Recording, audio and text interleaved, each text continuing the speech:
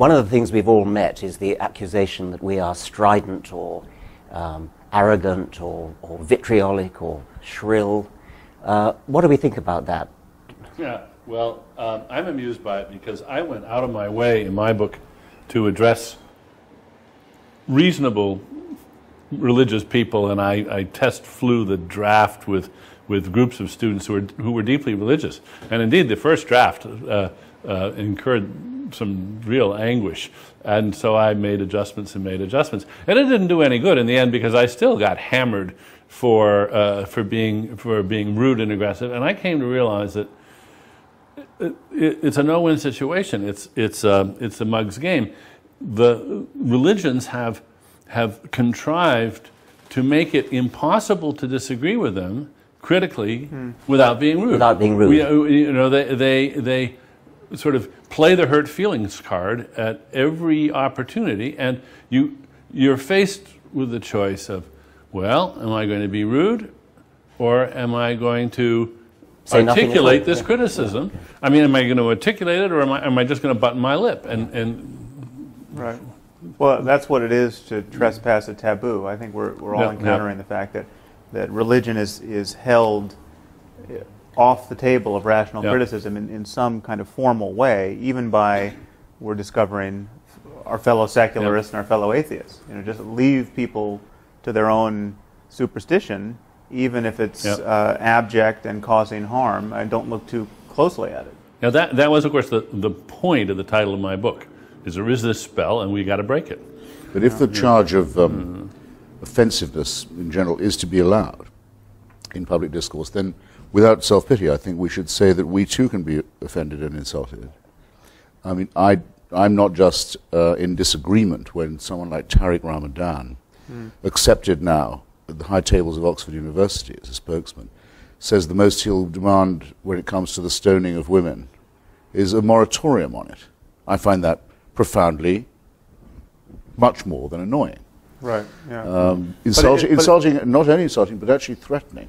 But you're not offended. This is, you don't take any, I don't see you taking things personally. You're alarmed by the liabilities of certain ways of thinking, as in Ramadan's case. But he would say, or people like him would say, that if I doubt the historicity of the Prophet Muhammad, I've injured them in their deepest feelings. Right. Well, I am, in fact, I think all people ought to be offended, at least in their deepest integrity, by, say, the religious proposition that without a supernatural celestial dictatorship, we wouldn't know right from wrong. That we only live by. But are you really offended by that? Doesn't it just seem wrong? No, I say only, Sam, that if the offensiveness charge is to be allowed in general and arbitrated by the media, then I think we're entitled to claim that much without being self-pitying or representing ourselves as an oppressed minority, which I think is an opposite danger, I would admit. I'd like to add also that I agree with Daniel that there's no way in which the charge against us can be completely avoided, because what we say does offend the very core of any serious religious person at any rate. If we deny the divinity of Jesus, for example, that many people will be terrifically shocked and possibly hurt. It's just too bad. I'm fascinated by the contrast between the amount of offence that's taken by religion and the amount of offence that people take against really anything else, like your artistic taste, your taste in music, your taste in art, your politics. You can be not exactly as rude as you like, but you can be far, far more rude about such things. And I'd quite like to try to quantify that, to actually do research about it, actually test people with statements about their favourite football team or their favourite piece of music or something, and see how far you can go before they take offence, compared to, is there anything else, apart from, say, how ugly your face is, that gives such... Or your husband's or wife's or girlfriend's face. Yes. Well, it's interesting you say that, because I regularly debate with the charitable man called John Donoghue of the Catholic Defence League, and he actually is righteously upset by certain trends in modern art, which tend to draw attention to themselves by blasphemy. Well, for example, Serrano's Piss Christ, or the elephant dung on the Virgin, and so. And indeed, I think it's quite important that we share with Sophocles and other pre-monotheists a revulsion to desecration or to profanity. That we don't want to see churches desecrated or no, indeed not. religious icons trashed and so forth. We we share an admiration for at least some of the aesthetic achievements of religion. Right.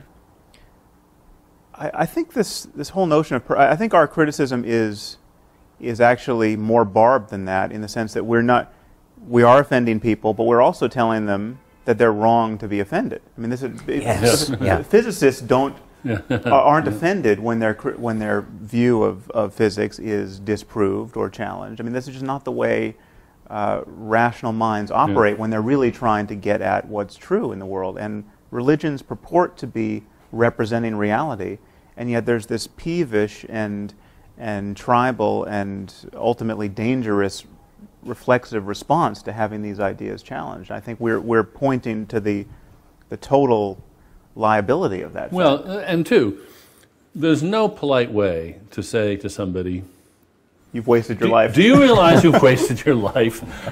Do you realize that you've just devoted all your efforts and all your goods to a glorification of something which is just a myth? Or have you ever considered even if you say, have you even considered the possibility that maybe you've wasted your life on this? There's no inoffensive way of saying that, but we do have to say it because they should jolly well consider it. Same as we do about our own lives. Oh, absolutely. Yeah. Yes. Dan Barker's making a collection of clergymen who've lost their faith, but don't dare say so because it's their only living. It's the only thing they know what to do. I've heard from one of them at least. Have you? Yes. I used to have this when I was younger in arguments with the members of the Communist Party. They sort of knew that it was all up with the Soviet Union.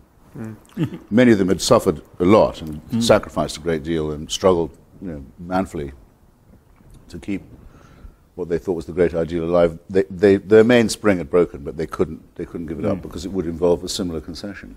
Right. But that certainly, if anyone said to me, "How could you say that to them about the Soviet Union? Didn't you know you were going to really make them cry and hurt their feelings?" I said, "Don't be ridiculous.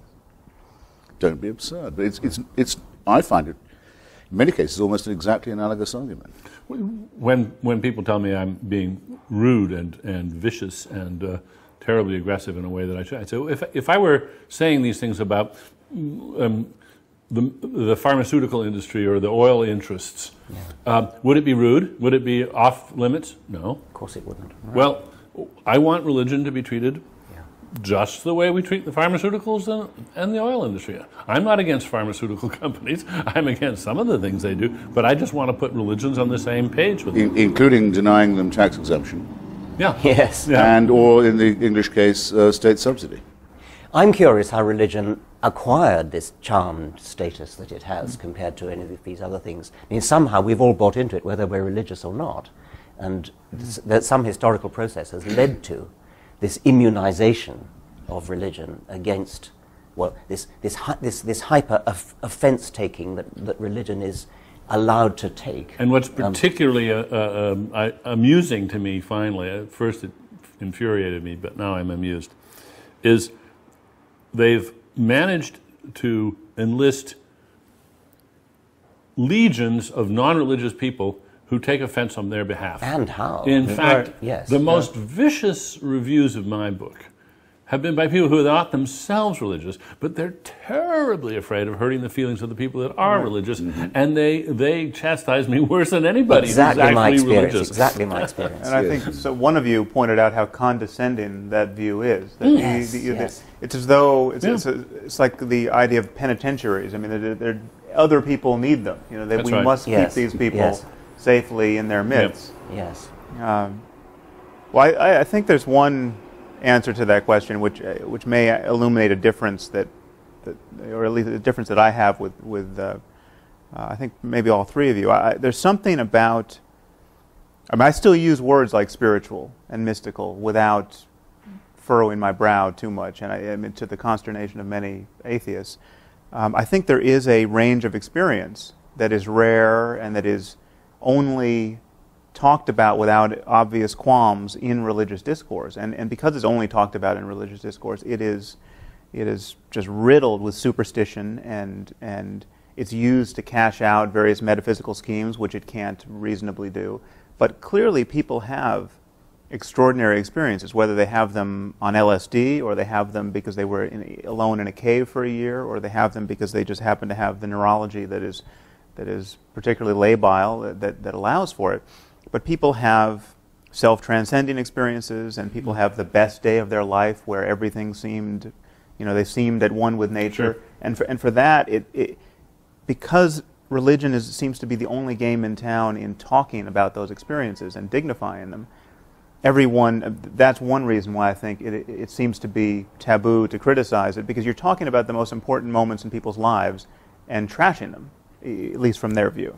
Well, I don't have to agree with you, Sam, in order to say that it's a very good thing you're saying that sort of thing, because it shows that, as you say, religion is not the only game in town when it comes to being spiritual. It's like it's a good idea to have somebody from the political right who is an atheist, because otherwise there's a confusion of values which doesn't help us, and it's much better to have this diversity in other areas. I mean, I think I sort of do agree with you, but even if I didn't, I think it was valuable to have that. Right.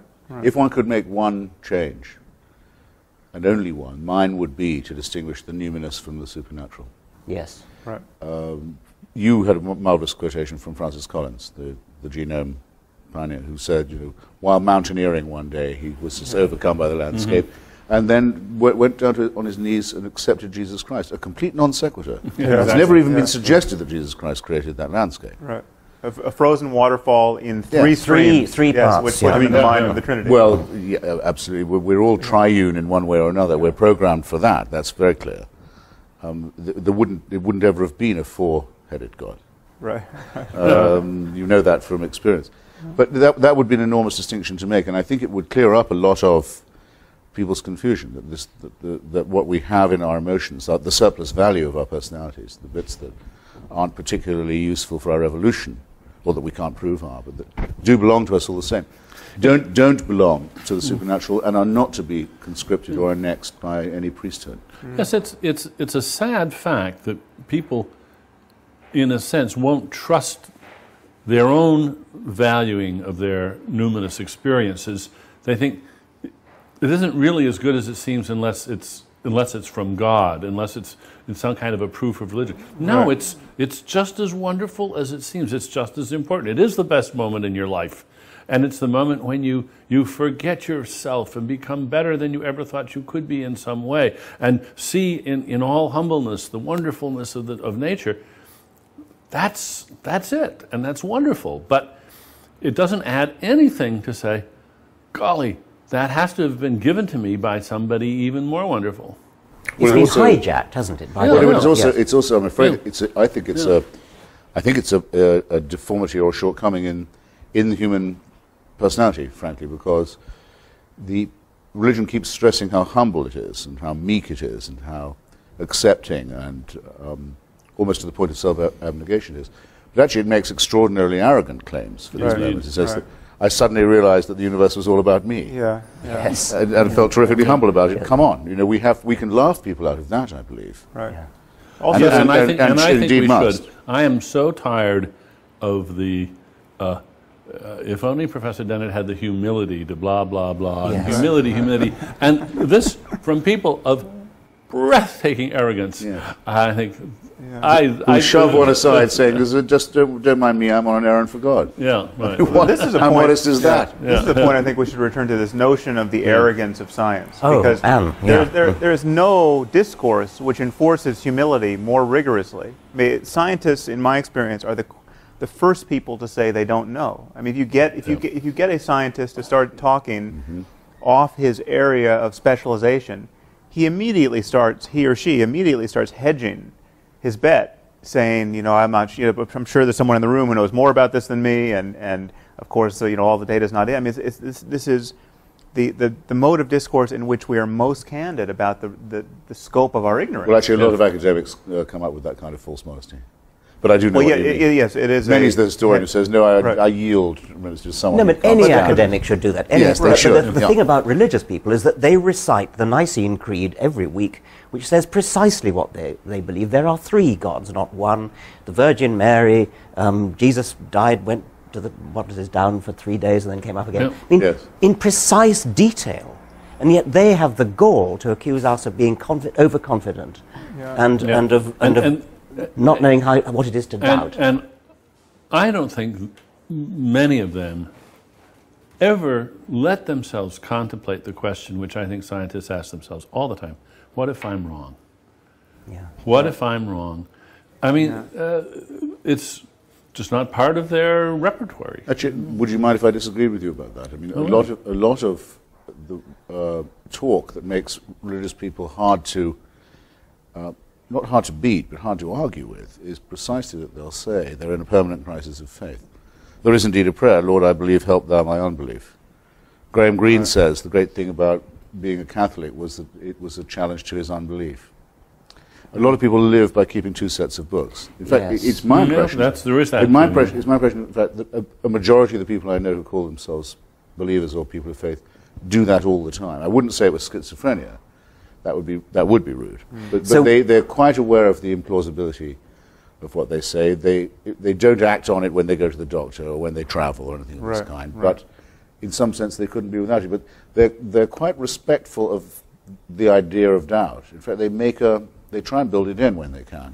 Well, that's interesting then. And so when they are reciting the creed with its total sort of apparent conviction, is this a kind of mantra which is forcing themselves to overcome doubt by saying, yes, I do believe, I do believe, I do believe, because really I don't. And of course, like the others, like their secular counterparts, they're glad other people believe it. It's an affirmation they wouldn't want other people not to be making. Well, also there's this curious bootstrapping move, which I tried to point out in this recent On Faith piece.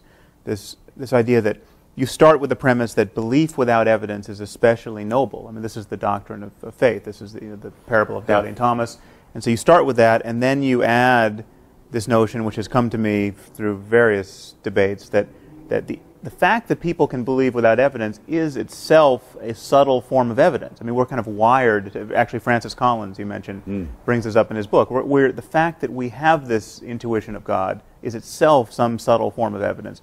And this is kind of kindling phenomenon where once you say it's good to start without evidence, the fact that you can is a subtle form of evidence, and then the demand for any more evidence is itself a kind of corruption of the intellect or a temptation or something to be guarded against, and you get a kind of perpetual motion machine of self-deception where you can get this thing up and running.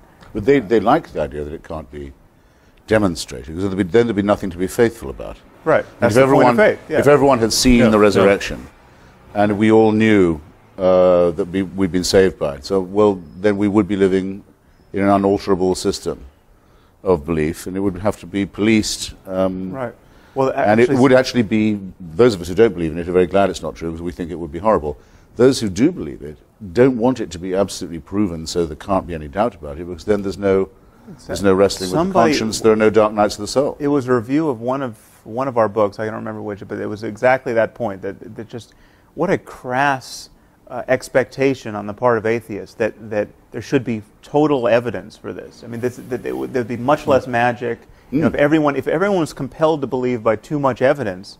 Actually, this is Francis Collins. I'm sorry. This is well, Francis a friend of mine, Canon Fenton of Oxford, actually, said that if the church validated the Holy Shroud of Turin, he personally would leave the ranks, because if they were doing things like that, he didn't want any part of it. Right.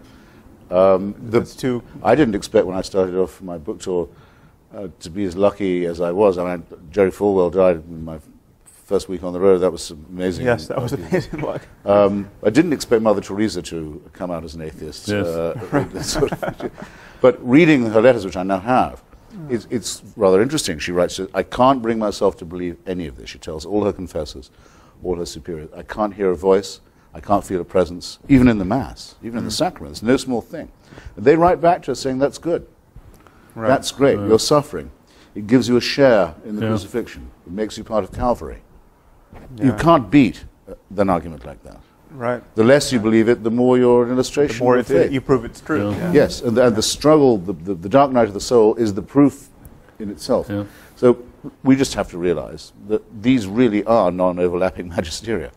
We can't hope to argue with a mentality of this kind.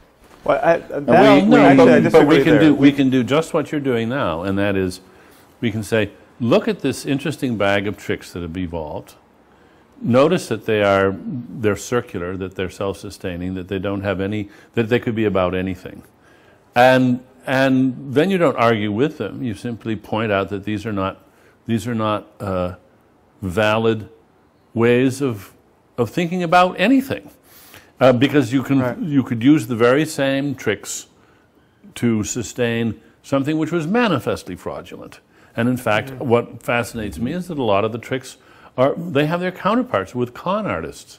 They use the very same forms of non-argument, the very same non sequiturs, and they make, for instance, they make a virtue out of trust. And as soon as you start exhibiting any suspicion of the con man he gets all hurt on you and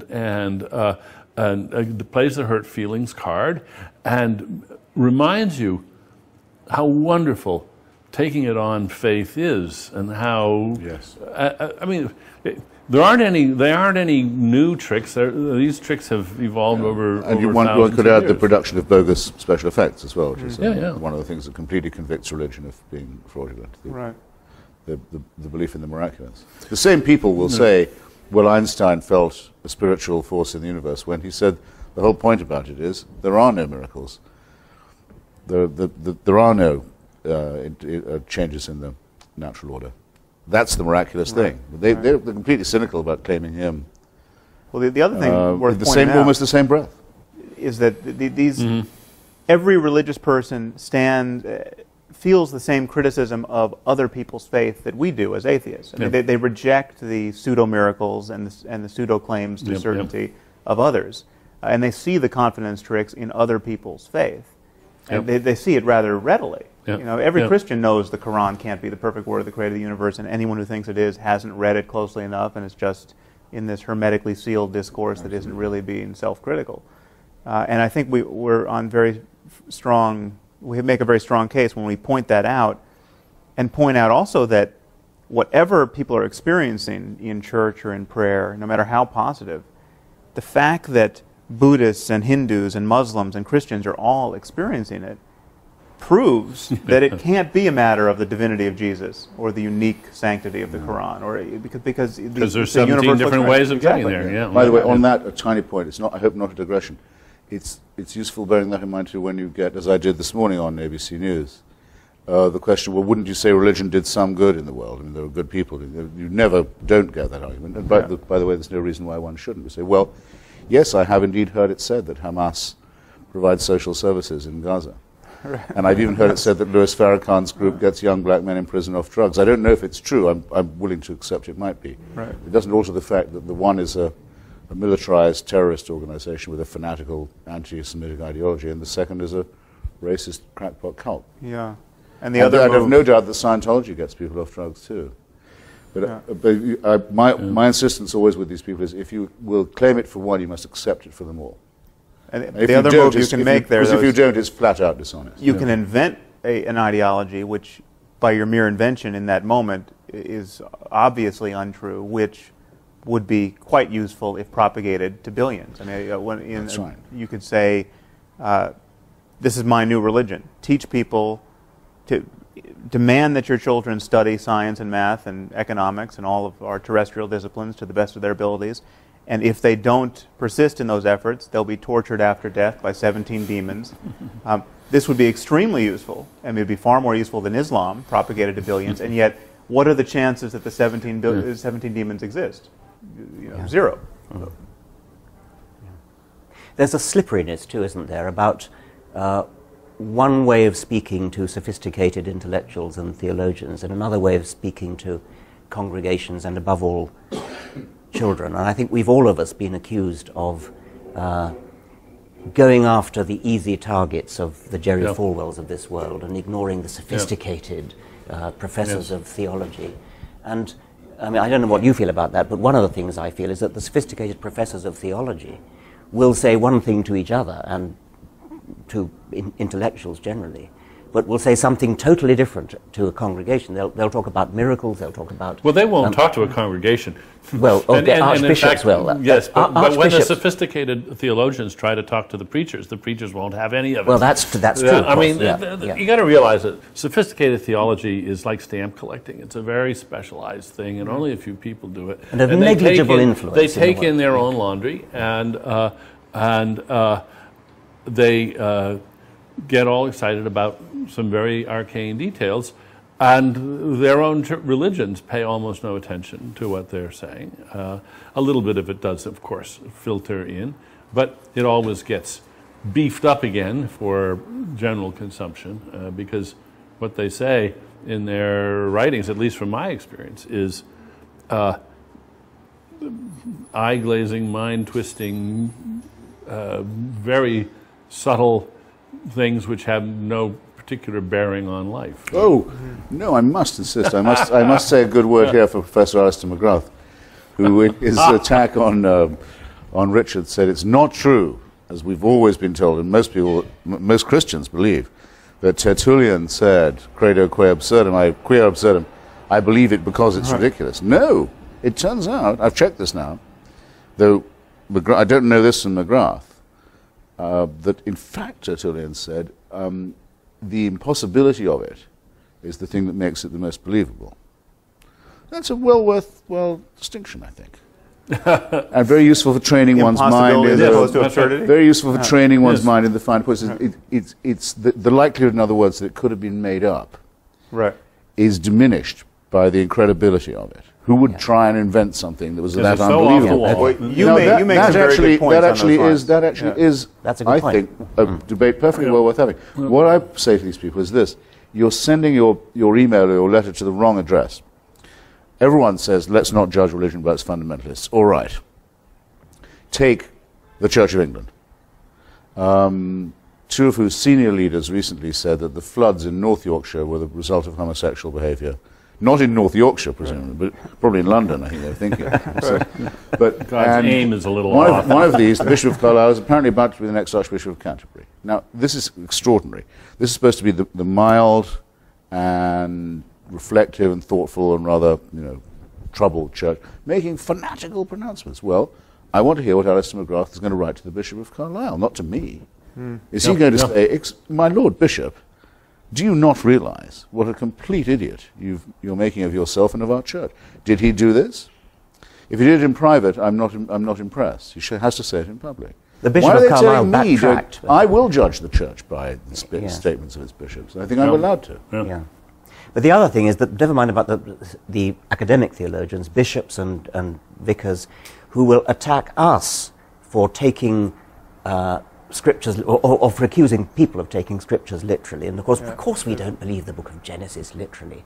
And yet they do preach about what Adam and Eve did, as though they did exist, as though they're somehow, it's a sort of license to talk about things which they know, and anybody of any sophistication knows, is fiction. And yet they will treat their congregations, their sheep, as though they did exist, as though they were factual. And a huge number of those congregations actually think they did exist. Can you imagine any one of these preachers saying, as such a topic is introduced, this is a sort of theoretical fiction. It's not true, but it's a very fine metaphor. No, they're just They kind of, after the fact, imply that that's what they expect you to know. Yes, but they would never announce it. There's another point there, is that they never admit how they have come to stop taking it literally. Because you have all these people criticizing us for our crass literalism. We're as fundamentalist as the fundamentalists. And yet these moderates don't admit how they have come to be moderate. What does moderation consist of? It consists of having lost faith in all of these propositions, or half of them, because of just the hammer blows of science and secular politics. Of the crass literalism of the critics. Yeah, religion has lost its mandate on 1,000 questions. And moderates tend to argue that this is somehow a triumph of faith, that faith is somehow self-enlightening, whereas it's been enlightened from the outside. It has been, it has been intruded upon by On science. that point that I was wanting to raise myself about our own so-called fundamentalism. There's a cleric in Southwark, the first person I saw attacking you and I in print as being just as fundamentalist as those who blew up the London Underground. Do you remember his name? I don't remember his name. Sorry, I don't remember. He's a very senior Anglican cleric in the Diocese of Southwark. I went on the BBC with him, just entre parenthèses, I'll say, when I'd said, how can you call your congregation a flock? Doesn't that say everything about your religion, that you think they're sheep? He said, well, actually, I used to be a pastor in New Guinea, where there aren't any sheep. Well, of course, there are a lot of places where there are no sheep. Gospel's quite hard to teach, as a result. We found out what the most important animal to the locals was, and I remember very well my local bishop rising to ask the Divine One to behold these swine. his new congregation. But this is the man who deliberately does a thing like that, that's as cynical as you could wish, and as adaptive as the day is long. And he says that we who doubt it are as fundamentalist as people who blow up their fellow citizens on the London Underground. It's unconscionable. Thus, I don't really mind being accused of ridiculing or treating with contempt people like that. I just frankly have no choice. I have the faculty of humor, and some of it has an edge to it. I'm not going to repress that for the sake of politeness to people. Would you think that it would be good to make a distinction between the professionals and the amateurs? I share your impatience with the officials of the churches, the people who this is their professional life. It seems to me they know better. Right. The congregations don't know better because it's maintained that they should not know better. I do get very anxious about ridiculing the beliefs of the flock because of the way in which they have ceded to their leaders. They've delegated authority to their leaders, and they presume their leaders are going to do it right. So I think in this, who stands up and says the buck stops here? Right. Well, it seems to me it's the preachers themselves, it's the priests, it's the bishops, and we really should hold their feet to the fire. For instance, just take the issue of creationism. If somebody in a fundamentalist church thinks that creationism makes sense because their pastor told them, well, I can understand that and excuse that. We all get a lot of what we take to be true from people that we respect and whom we view as authorities. We don't check everything out. But where did the pastor get this idea? And I don't care where he or she is responsible because their job is to know what they're talking about in a way that the congregation isn't. We have to be a little bit careful not to sound condescending when we say that, and in a way it's reflecting the condescension of the preacher. Yes, because I'll take things that you and Richard say on the human and natural sciences, not without wanting to check, but I'm often unable to, but knowing that you are the sort of gentleman who would have checked. If you say, the bishop told me it, so I believe it, you make a fool of yourself, it seems to me, and one is entitled to say so. Just as one is entitled when dealing with an ordinary racist to say that his opinions are revolting. Right. He may know no better, but that's not going to save him from my condemnation.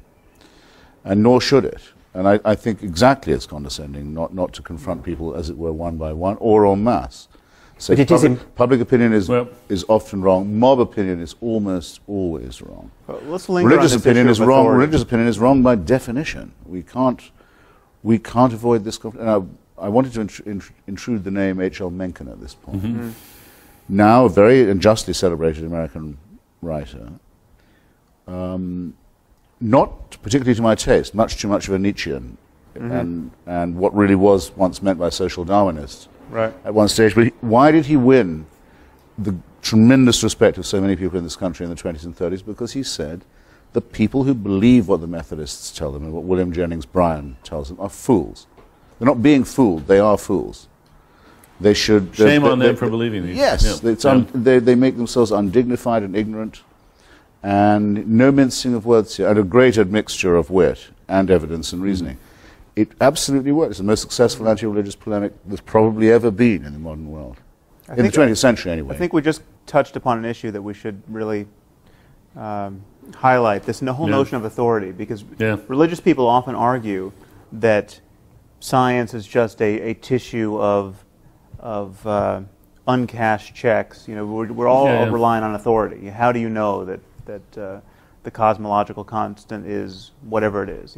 So I think you two are well placed to do this. Differentiate the kind of faith placing in authority that we practice without fear in science and rationality generally, and the kind of faith placing in the preacher or the theologian that we criticize. Well, what we actually do when we who are not physicists take on trust what physicists say is we have some evidence to suggest that physicists have looked into the matter, that they've done experiments, that they've peer-reviewed their papers, that they've criticized each other, that they've been subjected to massive criticism from their peers in seminars and in lectures and things. And they've come through. And remember the structure that's there too.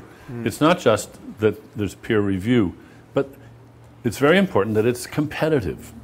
For instance, when Fermat's last theorem was proved by Andrew Wiles.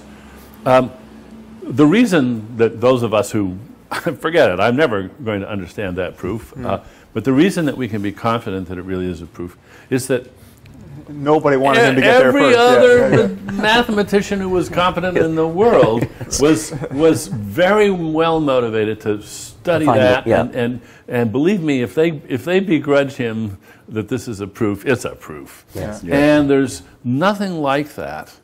No, because when the antithesis of no religious person has ever been able to say what Einstein said. If I'm right, the following solar event will occur off the west coast of Africa in I forget how many years and months from now, and it did within a very tiny degree of variation. There's never been a prophecy that's been vindicated like that, or anyone willing to place their reputation and their, as it were, their life on the idea that it would be. I was once asked at a public meeting, don't you think that the mysteriousness of quantum theory is just the same as the mysteriousness of the Trinity or the transubstantiation? And the answer, of course, can be answered in two quotes from Richard Feynman.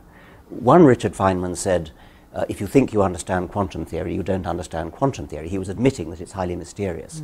But the other thing is that the predictions of quantum theory, experimentally, are verified to the equivalent of predicting the width of North America to the width of one human hair. And so quantum theory is massively supported by accurate predictions, even if you don't understand the mystery of the Copenhagen interpretation or whatever it is.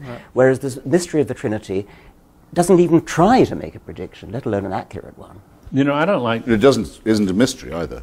I don't like the use of the word mystery here. Yes. I think there's been a lot of consciousness raising in philosophy about this term, where we have so-called Mysterians, the new Mysterians. These are people who like the term mystery. Noam Chomsky is famously quoted to say, "There's two kinds of questions: there's puzzles and mysteries. Puzzles are soluble, mysteries aren't." And first of all, I just don't buy that, but I buy the distinction and say there's nothing about mystery in science. There's puzzles, there's deep puzzles, there's things we don't know, there's things we'll never know, but they aren't systematically incomprehensible to human beings. The glorification of the idea that these things are systematically incomprehensible is, I think,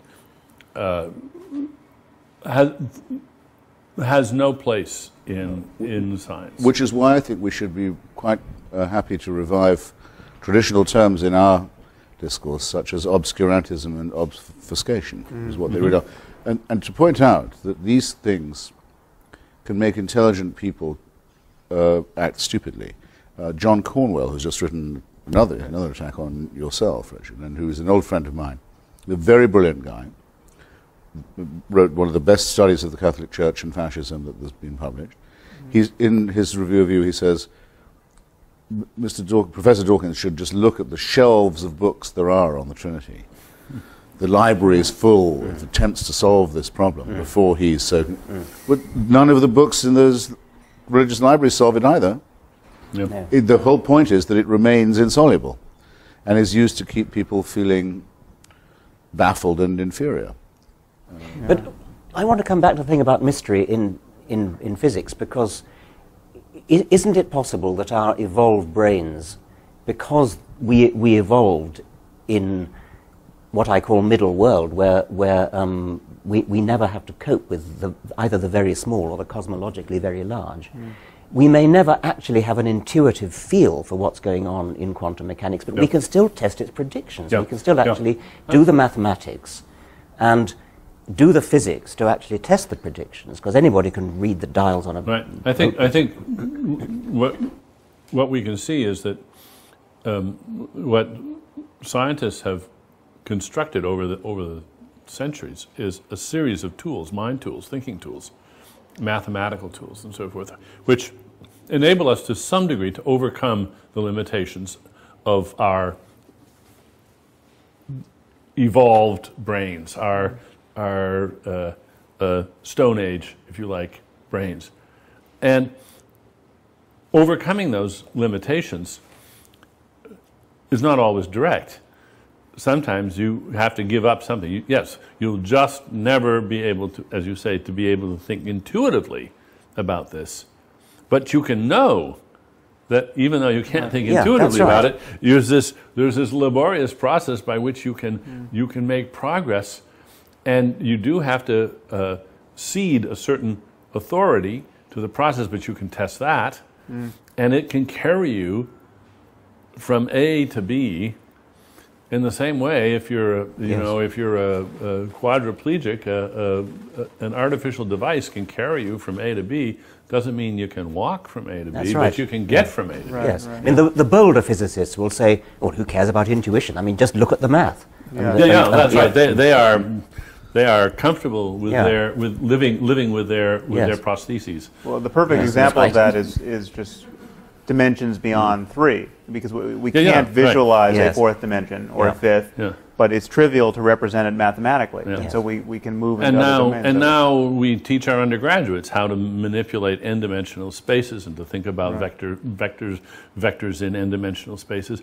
And they get used to the fact they can't quite imagine. What you do is you imagine 3 of them and say, you wave your hand a little bit and say, more of the same.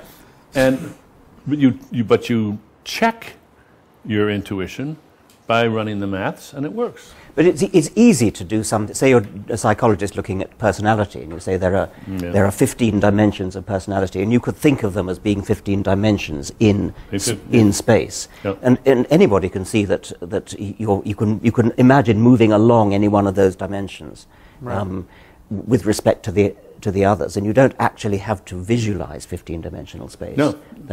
And you give up that demand, and you realize, I can live without that. It would be nice if I could do that, but hey, I can't see bacteria with the naked eye either. I can live without that. But I think there's one... I was challenged on the radio the other day by someone can't see bacteria. He had to be fairly quiet. No, said that I believed in atoms on no evidence, because I'd never seen one.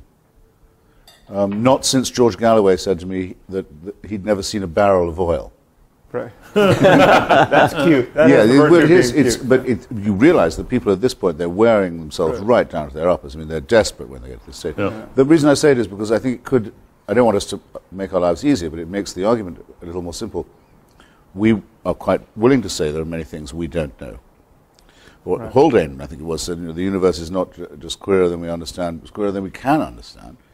We know there'll be great new discoveries. We know we'll live to see great things, but we know there's a tremendous amount of uncertainty. That's the whole distinction.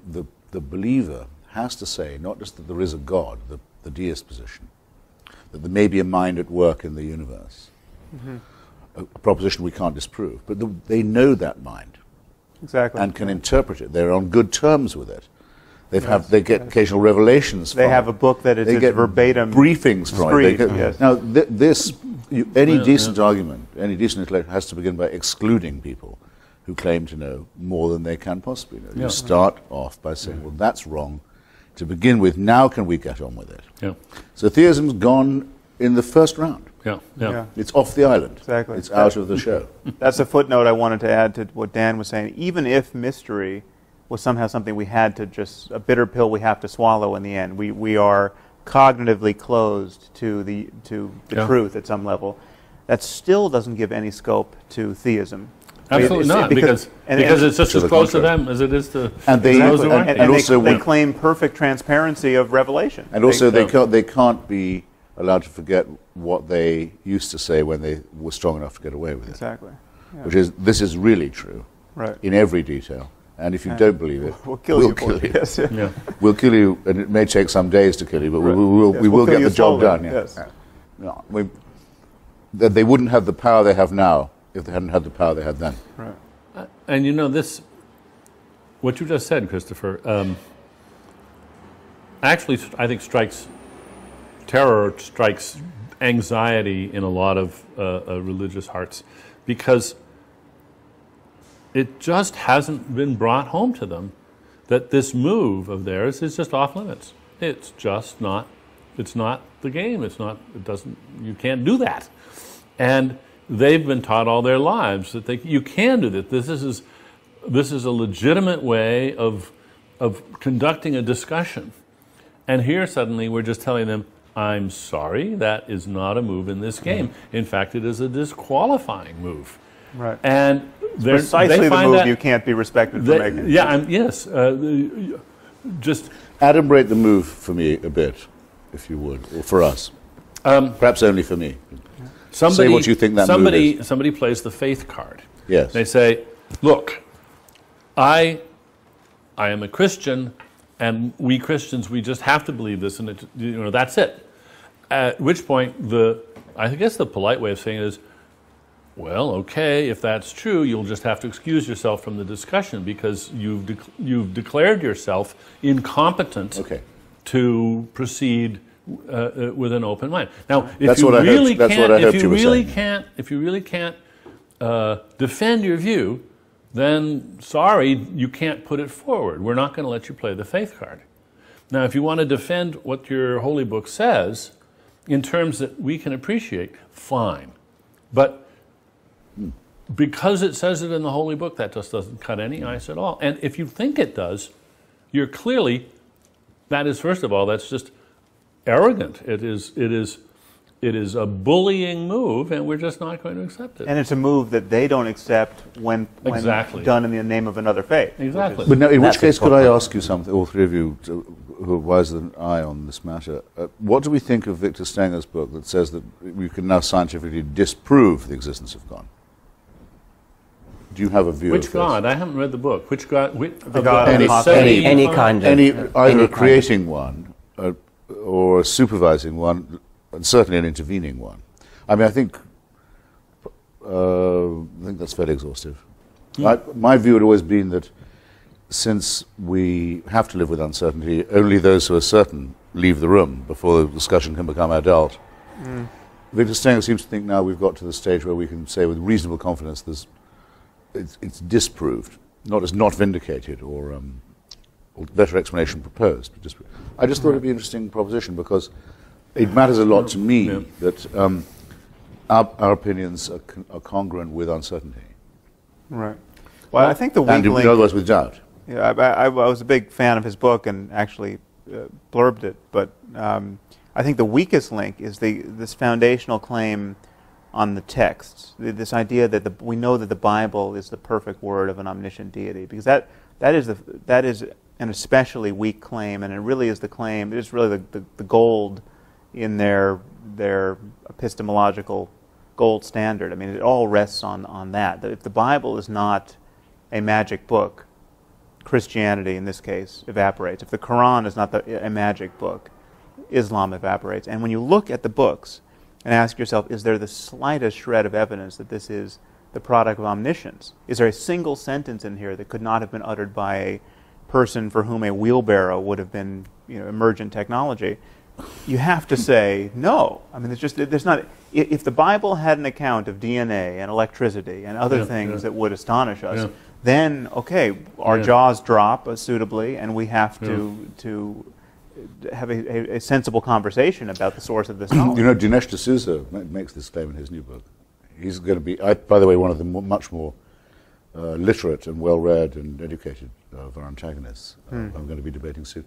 He says that in Genesis, which people used to mock, they said, "Let there be light," and then only a few staves later you get the sun and the moon and the stars. Right. How could that be? Well, Yes. it's actually, according to the Big Bang, that would be right. Yeah, but that's The bang pathetic. precedes the galaxies. Yeah, yeah. I mean, believe me, it's pathetic Right. too. But Right. Well, I try to demonstrate this cast of mind in, I think, a very long endnote in the End of Faith, where I say any text can be read. Well, with the eyes of faith, you can make magical impressions out of any text. So I literally walked into a bookstore, the cookbook aisle of a bookstore, randomly opened a cookbook, found a recipe for I think it was wok seared shrimp with Ogo relish or something, and then came up with a mystical interpretation of the recipe. And you can do it. I mean, you can connect the dots with any crazy text well, Michael and find wisdom in it. Michael Shermer did it with the Bible code. Right, I haven't seen that. The but hidden yes. messages in the Bible. Yeah. Very, very Yeah. good. You can absolutely write yesterday's headlines Yeah. from it Right. anytime you like. Yeah. I have a question for the three of you. Is there any argument for faith, any challenge to your atheism that has given you pause, that has sent you back on your heels, where you felt you didn't have a ready answer, etc.? I actually can't think of any. I mean, I think the closest is the idea that the fundamental constants of the universe are too good to be true, and that does seem to me to need some kind of explanation if it's true. I mean, Victor Stenger doesn't think it is true, but many physicists do. I don't think. I mean, it certainly doesn't in any way suggest to me a creative intelligence, because you're still left with the problem of explaining where that came from. Right. And a creative intelligence who's sufficiently creative and intelligent enough to fine-tune the constants of the universe to give rise to us has got to be a lot more fine-tuned himself than... Why create all the other planets in our solar system dead? Well, that's a separate question. Yeah, say, well, if it was that good. Yeah. I mean, Yes.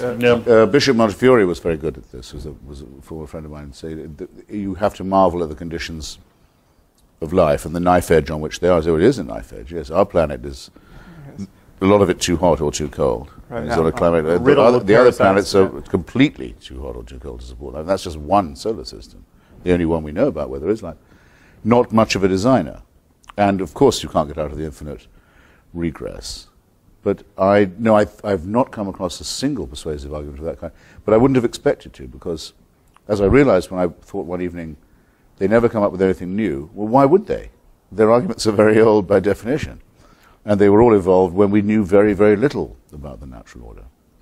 The only argument that I find at all attractive, and this is for faith, you asked, as well as for theism, is what I suppose I'd call the apotropaic, when people say all the praise belongs to God for this, he's to be thanked for all this. That is actually a form of modesty. It's a superstitious one. That's why I say apotropaic. But right. it's avoiding hubris. It's also for that reason, obviously pre-monotheistic. But religion does or can help people to avoid hubris, I think, morally and intellectually, and that might be a. But that's not an argument that it's true. Oh, for heaven's sake! No, there are and cannot be any such arguments. I think. Well, maybe I should broaden this question. No, wait a minute. I think. But before you answer, Dan, I could give you several discoveries which would shape my faith right to the ground. But let me just broaden the question. Yeah. Not only Rabbits in the Precambrian. No. Not only an argument for the plausibility of religious belief, but an argument that suggests that what we're up to, criticizing faith, is a bad thing. Oh, that's much easier. We shouldn't be doing. So Yeah. let's That's- exclude okay, that. yes, by all means. Yeah. Yes. We shouldn't be doing what we're doing. That's much easier. Okay. It's easier to think of a good Oh, reason. I mean, somebody could come up with an argument that says that the world is a better place and everybody believes a falsehood. Is there any context, though, in your work or in dialogue with your critics where you feel that argument has given you pause? Oh yes.